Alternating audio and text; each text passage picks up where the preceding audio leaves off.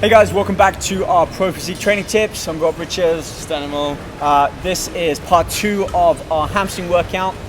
Make sure you check out part 1 of the video, which what are some of the exercises that we did there? We did some stiff leg deadlifts, Romanian deadlifts, Yep. lying leg curl, and leg press, high feet on the... So 4 exercises there, and we're picking things up with, we moved on to, what was the 5th exercise that That we did? was the one leg curl. Yeah. Was it? Right? Yeah, we did that. We did that on a lying hamstring curl. Yeah, but we normal. changed it up, so we were basically stood upright and working each leg independent. Yeah. Why do we do that, Stan? Just like when you do unilateral stuff, you really get like it's better to balance out the legs right, from yeah. like the right one and the left one. Always, everybody, if you always do both legs, They've there's got a one dominant leg. side. Sorry? Dominant side. Yeah, They've always got exactly. dominant It's always- muscle, yeah. muscle imbalances. Yeah. And we keep bringing things back to this whole training series about balance. Yeah, balance. That's what Portion physique balance is about. yeah, absolutely, So- it really is. Yeah, we want to balance the upper body to the lower body. We Yeah. want to balance the front to the back. The We left want to to the balance right. the shoulders to the chest to the Yeah. arms. Everything's got to look like it fits from that one physique. Yeah. So hence why hamstrings are really important to balance out the back of the leg, Yeah, to time with the glutes, the lower back, definitely. calves, and of course the If front. you have that big round booty and then have nothing down there, it looks weird. If you have like Never big thought of it that way, hamstrings, but no yeah, quads. that is true. I mean, anything has to flow together, have the roundness everywhere. So we used a little step board Yeah. to bring some height up. Shorten the range of motion there too, because we couldn't get the stretch all the way. The hips, yeah. Normally Yeah. the hips are a lot further forward, so we can get that range of motion by curling the heels all the way up towards our glute. Yeah. But we were upright on this one, so that's a different feeling. Yeah, Feels like we're working, for me, a little bit lower down. It's kind of like the bicep, like Yeah. a preacher curl. yeah. Essentially, Yeah, it's exactly. almost like a preacher curl. Yeah, Single we had, preacher we curl had for hamstring. the knee on the pad, and so it's like the elbow on the various. That's why it's a bicep from Yeah, where it's it's two bicep muscle heads on there, so works similar to a bicep. That's why you have such good hamstrings. And biceps, yeah, they just match. Couple of tips on here then. Keep the chest upright Yeah. and shoulders back. So our upper body was really tall. Yeah. Yeah, you want to stay tall and lean a little bit forward. Otherwise, your range of motion is really, really short. Yep. We're trying to not let the weights touch either. No. We want to keep tension in the hamstring.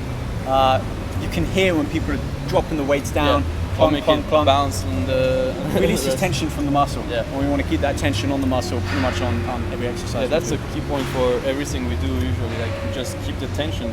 Like we talked about on the bicep video, negative is very important. Why would you just like let it go when you did the harder part, when you're eccentric part, stronger? yeah. Which works equally well on Yeah, there. That's exactly. why we have a spotter too. Yeah. We keep bringing it back to that. It's one thing to train with someone to get more information from them, but when they're actually like the eye is for you when you're training, and you can see the point at which I'm starting to fail, Yeah. and just assist me. I have for the positive to get a few one, just get a Find a good- few reps, Yeah, yeah, get a man, good they squeeze, make a difference. Yeah. From there, we moved on and we did a seated See hamstring leg curl. curl. Yeah.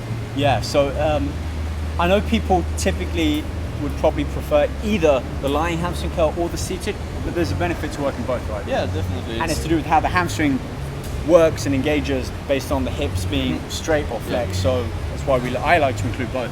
But I know like- you like to do the seated one a Yeah, lot I too. do both too. But what we mentioned earlier is on the lying leg curl, we tended to chill a bit with the glutes and lower back. But I like that. We chilled with the hips. They lifted up a bit. Yeah. so on the seated one, you're more isolating the hamstring, so you can't really cheat. It's really like all on the hamstring. And you've really got to lock with that thigh pad. Yeah. I mean, we were pushing it down. There was Yeah. no movement. No in way there. to move, no. So no way to get a little bit of momentum or anything. We did the feet outside. Yep. To get that outer part of the hamstrings. Nah, that was tough. And, I like your little tip of leaning forwards at the Yeah. waist. That again increases the stretch in the hamstring. Yeah, definitely. Let's go on to finish on. 20 reps on there. Yeah, 20 reps. Pretty heavy. Yeah, we were at 150, 165 pounds on Yeah. there. 20 reps for 3. Yeah. And that was a nice little tip as well about you pushing that bar down to Yeah, to help get into to get into lock in. Otherwise, you're kind of trying to push down with your legs already locked in. A tip on that one, we were both doing this, which I was pleased to see. Literally a full range of motion, but we weren't bringing the legs all the way back Yeah. up because I see some people they they allow the weight to go back down too quickly, so their legs coming up too fast, and it can. There's a possibility of a knee injury if they come up too fast. We weren't coming up all the way. For like a lot of hamstrings movements, you don't want to have the weight like really stretch when you're doing those curls kind of movements. You don't want to have the weight that really straight on the legs completely, Right? Because that puts the knee in the dangerous position, like to lock it on and let it go on that movement. With I find that true with curls a lot. With the actual presses, I mean, we weren't locking the legs out, but we can take the leg through a kind of much more straighter finish. But it's a good point with curls, especially with the heavier weight we're doing. Always keep that gap so it's not a little bit straight and locked out. That was a good one. A few variants there, and then we came outside again. Yeah, we finished up with that's one classic for me and my coach. We love to do those. The working lunges. Now I know a lot of people think quads are worked, and they are, but we had a wider stance. We were stepping outwards as well, so again, kind of taking the leg, the gait out. Yeah, so the key points to really work the hamstring on this one is to, like you said, having wide steps and really push on the heel and stay tall. So if you really your leg that goes forward, you want to really use this one, push on the heel and help.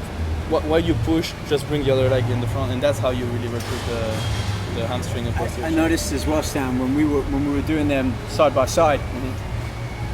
When people start off doing lunges, they break it down into 3 movements. They step forwards and they stop. They lunge down, then they stop, and then they push back up. We were keeping it very fluid. We were walking, dipping, and then going straight back. So again, we were keeping tension. There was no rest period even for a slight on the legs, which kept that intensity high. And that's true. And we also went like really deep, like wide step, but also deep down. So have almost the leg behind was like the knee was almost touching the floor. Got that good stretch. Try not to touch the floor, but it was like so just above. And then we just marked the pose at the bottom to really get that stress and like that start. And that's also something that we increased the recruitment of the hamstring. That was a pretty thorough hamstring. How just I'm interested. How would your hamstring workout normally differ? I know you typically do less exercises. So what would you do? Well, usually we do more. We do like quads, hamstring, and calves in the same workout, like about an hour and a half workouts, and we pick usually 2 exercises for hamstrings. Like really. Do you rotate them between different workouts? Yeah. Okay. And so you don't have the same hamstring exercises for like every workout. No, we keep like one that stays for a little bit, and then we just drop it and replace it, and just it's constantly changing. But also some of the, like we did today, the presses, depending where you put your feet, so you all recruit more of the hamstrings. So we really mix it up as we do it both together. We mix things up, so we, like even when you do squats, if you go really deep, wide stance, you start recruiting all this. Same exercise can be performed in so many different ways. So that's like literally keep mixing it up. All right, that's the end of our hamstring workout. Guys, I hope you're liking the information that we're doing. I know, Stan, you're on every possible social media out there. I've just joined Snapchat now. You see my stories? Random stuff I'm up to, like fitness and everything else. Questions. People have questions. Where's the best place or site that they can ask you questions? Well, for me it's Instagram. Yeah, Stanimal 9 on Instagram. Just pick any photo and ask a question. Yeah, leave a comment on the most recent pictures. Or I see it everywhere. But and we post photos of our training as well. So pick a photo like that, type a question, and you'll get back to them. And also, sure. And make sure you subscribe to both our Snapchats to see some behind the scene of those videos and other fun things. We have fun filming. There's a lot that goes on. The camera isn't necessarily rolling, but we've got our phones out, and I know you're Snapchatting like literally everything. Literally everything that goes on here. Twitter for me, Rob Richards, just find me on Twitter. That's the best place to ask questions. Like, share these videos. We've got a lot more coming. When we've got every other master group plus, I guess we're going to revisit other body parts that we've done and show different ways. So remember that the whole point of this series is to show how a competitor would is. I mean, you've got a show in December. So what, 4 months away maybe, if that? September, October, November, December. So the course of these videos, I like that you had to count for that. It's been a long weekend. There's going to be a lot more information with we've got training. I'm counting that too. Training, we'll discuss nutrition. Nutrition. I'm sure people are going to want to know about supplements, protein powders, BCAAs, what kind of glutamine and pre-workouts and so on.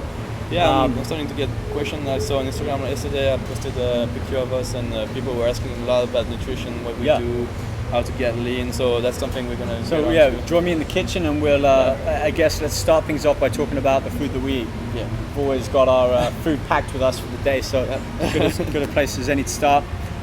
Oh man, it's been a pleasure again. It's our 4th video now, is that? Yeah. So I'm looking forward to video number 5. Keep your suggestions and comments coming, and I guess same place next week. Next week. Back here with the America Gold Gym. Bye guys. Thank you. Train hard. We'll see you then. Take care.